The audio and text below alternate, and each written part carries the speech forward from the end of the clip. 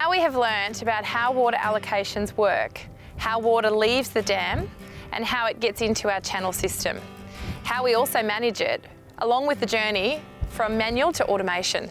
What we will talk about now is what happens when we deliver that water to our farmers, what they do with it and what a typical farm business looks like. But also more importantly, what are the other things farmers consider doing with their water? There are three things farmers can do with their water. They can either sell it, grow crops or carry it over. In our region, the typical winter crops that we grow are wheat, barley, oats and canola. These crops are typically sown and irrigated in the autumn. They're grown throughout the winter months and irrigated again in the spring to finish the crops off. The typical summer crops we grow are rice, corn, lucerne and cotton. These crops are sown around mid-October, irrigated throughout the summer and harvested in the autumn. The majority of our crops are what we call annuals. They grow for about 3 to 6 months. Depending on the water allocation made available and the crop markets, farmers will adjust the area and types of crops that they grow.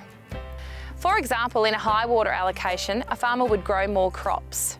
And in a low allocation year, they might cut back the crops grown or perhaps even sell the water if the value is high enough. When farmers grow their crops, they typically flood irrigate. This means water makes its way across the paddock surface, delivered through a channel system.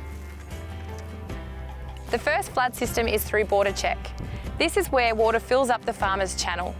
From there, they open up the bay outlet and water flows through that bay outlet across the paddock where their plants are growing and ends up in a drainage system. The water then lands in the drainage system and can be recycled to be used on another bay.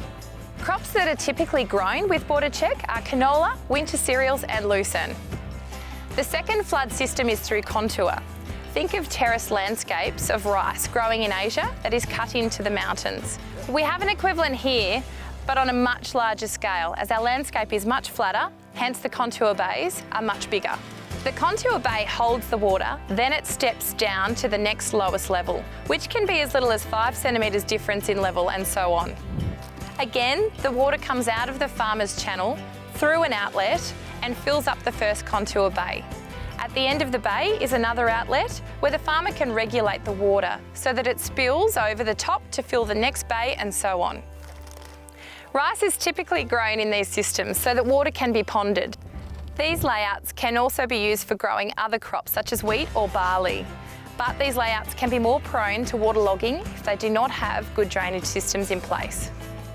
As a general rule of thumb, the faster you can get water on and off those layouts, the more efficient you are with your water. By efficiency, we mean water being used by that plant for production. Inefficient layouts mean that more water can be lost through seepage and transmission losses. This means it will cost the farmer more to irrigate. Another form of irrigation is spray. This is where water is pumped into overhead sprinklers that waters the plant from above. There are different types of spray irrigation systems. The first one is a centre pivot, where the structure moves around in a circle. Typically, carrots and potatoes are grown via this method on sandhills, and they are also used on flat country irrigating winter crops. Another common type of spray is a lateral move, where the water is pumped from a long channel which feeds the overhead sprayers as it moves up and down the paddock. The third and much less common form of irrigation system is micro.